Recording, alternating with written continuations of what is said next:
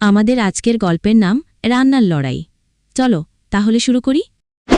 নোয়াখালীর এক বড়লোকের মেয়ে যখন তার আধুনিক কিচেনে বসে বরিশালের এক সাধারণ মেয়ের দেশি গরুর গোস্ত রান্না করার পদ্ধতি দেখে তুচ্ছতাচ্ছিল্য করে হাসল, তখন বরিশালের মেয়েটির বুকটা ব্যথায় ভরে গেল। সে মনে মনে প্রতিজ্ঞা করল এর জবাব দেবে। বাড়িতে ফিরে এসে সে তার পুরনো রান্নার হাঁড়ি আর বাটি নিয়ে বসল। প্রথমে সব পুরনো মশলার ডিব্বা ফেলে দিল। তারপর দিন রাত এক করে সেরা মশলা সংগ্রহ করল, নতুন করে নিজের হাতে গুঁড়ো করল। শুধু তাই নয়, ভালোবাসার টানে নিজের গোস্তর রেসিপিটাকে এক নতুন মোড়কে উপস্থাপন করল।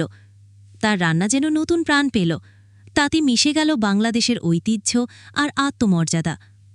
এরপর সে সরাসরি নোয়াখালীর মেয়েটিকে একটা রান্নার চ্যালেঞ্জ ছুড়ে দিল। নির্ধারিত দিনে বিশাল জনসমাগের মধ্যে রেস শুরু হল।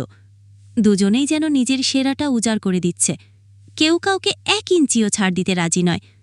সুঘ্রাণ আর স্বাদের এক অসাধারণ প্রশংসন চলতে লাগল। একবার নোয়াখালীর রান্না আগিয়ে যায় তো পরের মুহূর্তে লাল সবুজের আবহবে তৈরি বরিশালের গোস্ত তাকে পেছনে ফেলে দেয়। শেষ মুহূর্তে রেস এতটাই হাড্ডাহাড্ডি হল যে দুজনেরই রান্নার কাজ শেষ করে বিচারকদের সামনে দিল। নোয়াখালীর দর্শকরা উল্লসিত হয়ে নোয়াখালী জিতেছে বলে রব তুলল।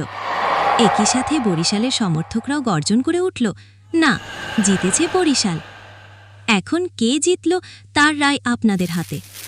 নোয়াখালীকে জেতাতে কমেন্ট করুন আর বরিশালকে জেতাতে চাইলে সাবস্ক্রাইব করুন।